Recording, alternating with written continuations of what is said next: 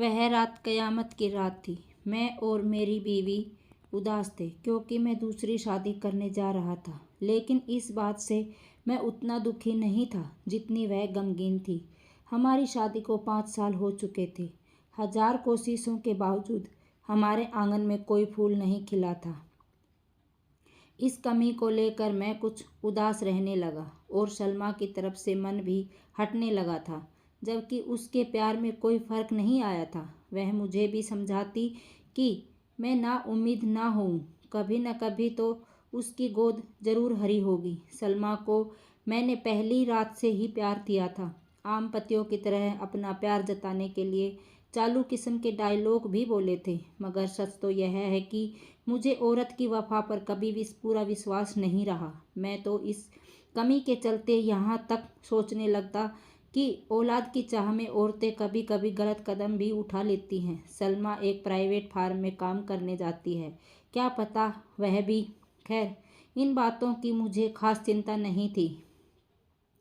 मेरे मन में तो अब बस एक ही ख्वाहिश करवटें ले रही थी, दूसरी शादी करने की ख्वाहिश। लेकिन सलमा से यह बात कहने की हिम्मत नहीं हो रही थी। मैं बड़े ही पैसोपेश में था कि तभी मुझे माँ का खत मिला। खत पढ़कर मेरा दिल बाग बाग हो गया। उन्होंने मेरी दूसरी शादी करने का इरादा जाहिर किया था। लड़की भी उन्होंने ढूंढ ली थी और जल्द ही मेरा निकाह कर देना चाहती थी। सिर्फ मेरी माँ का ही नहीं, मेरे भाई बहनों का भी यही इरादा था। खत पाकर जैसे मुझ में हिम्मत सी आ गई। ऑफिस से छूटते ही मैं सीधे घर पहुंचा और खत सलमा के हाथ में थमा दिया। वह खत पढ़ने के बाद हैरत से बोली, यह सब क्या है भाई? मेरे घर वालों ने मेरी दूसरी शादी का इरादा जाहिर किया है। और क्या है वैसे, तुम क्या कहती हो?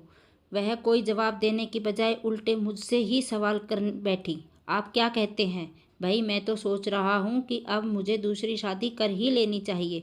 शायद इसी बहाने हमारा सोना आंगन चहक उठे। इतना कहकर मैं उसका चेहरा पढ़ने लगा। उसके चेहरे पर उदासी उमड़ आई थी। मैं फिर बोला, अब तुम भी कुछ कहती तो अच्छा होता। मैं क्या कहूँ? जैसा आप बेहतर समझे करें। हमारे बीच कुछ देर खामोशी रही। मैं उसके मुंह को कोई स्पष्ट बात सुनना चाहता था, लेकिन वह कुछ कहने के लिए जैसे तैयार ही नहीं थी। मैंने उसे फिर कुरेदा, सलमा, मुझे तो अब औलाद का सुख पाने का यही एक रास्ता नज़र आ रहा है। फिर भी तुम साफ साफ कुछ कह देती तो मुझे यह कदम उठाने में आसानी हो जाती। इस बारे में एक औरत भला साफ साफ क्या कह सकती है?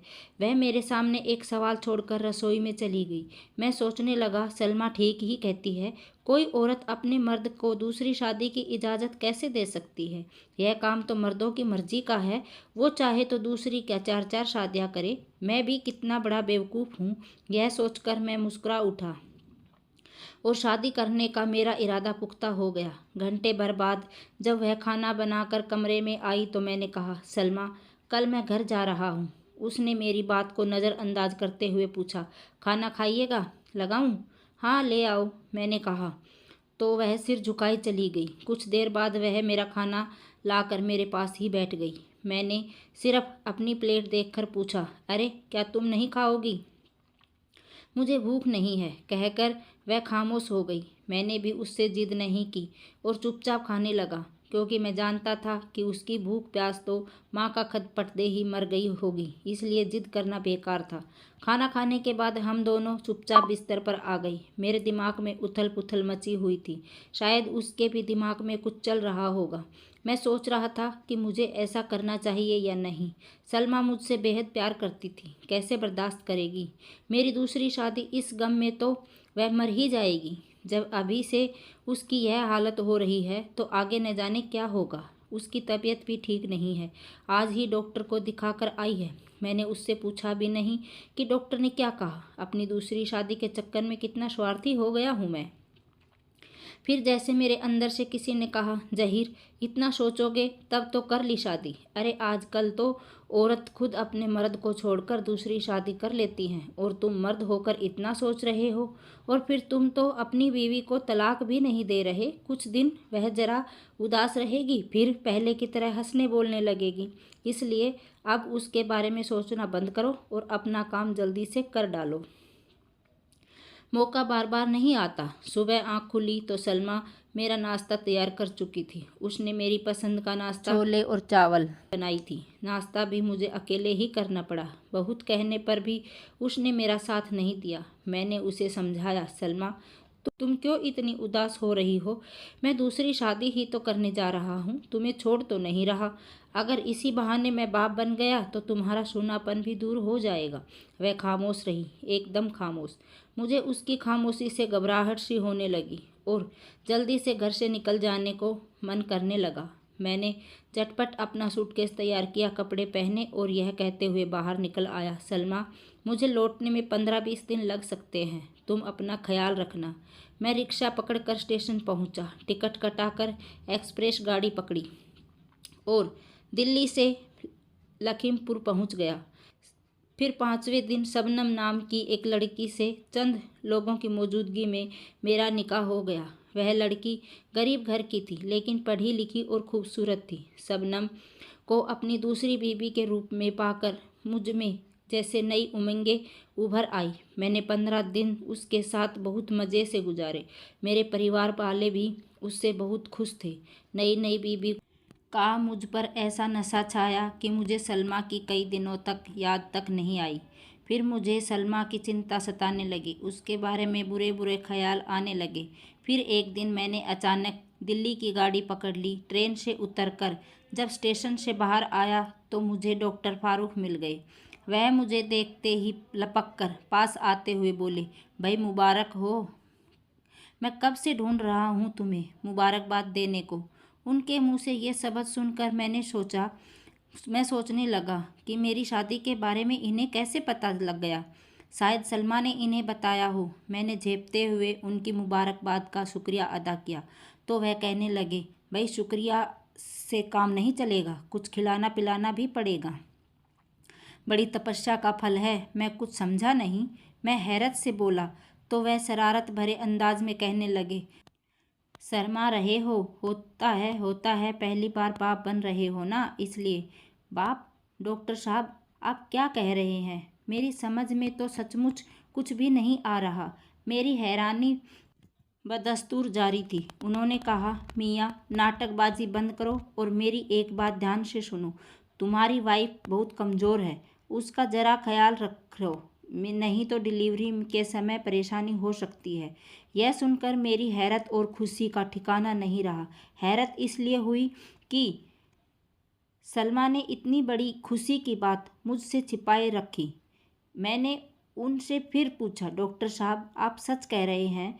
मुझे तो यकीन ही नहीं हो रहा। वह मेरा हैरानी भरा चेहरा देखकर बोले, क्या वाकई तुम्हें मालूम नहीं? हाँ, मैं सच कह रहा हूँ। यह आपको कब पता चला? जिस दिन तुम ऑफिस जाते वक्त अपनी वाइफ को मेरे चैम्बर में छोड़कर गए थे। मैं तुम्हें मुबारकबाद भी देना चाहता था, लेकिन फिर सलमा से पता चला कि तुम किसी काम से घर चले गए हो। मगर ताज्जुब है, सलमा ने तुम्हें यह बात नहीं बताई। वह सिर हिलाते हुए आगे बढ़ गए। मैं जल्दी से रिक्शा पकड़कर सीधे घर पहुंचा। उस वक्त सलमा गुमसुम सी कमरे में बैठी हुई थी। मैंने जाते ही उससे पूछा, सलमा यह मैं क्या सुन रहा हूँ? तुमने मुझसे इतनी बड़ी बात छिपाए रखी। वह कुछ देर मेरी तरफ देखती रही, फिर उदास स्वर में बोली, नहीं छिपाती तो आप दूसरी शादी कैसे करते? इसका मतलब है तुम भी यही चाहती थी कि मेरी दूसरी शादी हो जाए? मैं नहीं, सिर्फ आप चाहते थे। आप ही के दिल में दूसरी शादी की तमन्ना पैदा हो गई थी। एक औरत तो कभी नहीं चाहेगी कि उसकी कोई सौतन आए। सिर्फ औलाद नहीं होने से हमारा प्यार कम होने लगा था। मेरी तरफ से आपका मन हटने लगा था। आपकी नज़र में मेरी कोई कीमत नहीं रह गई थी।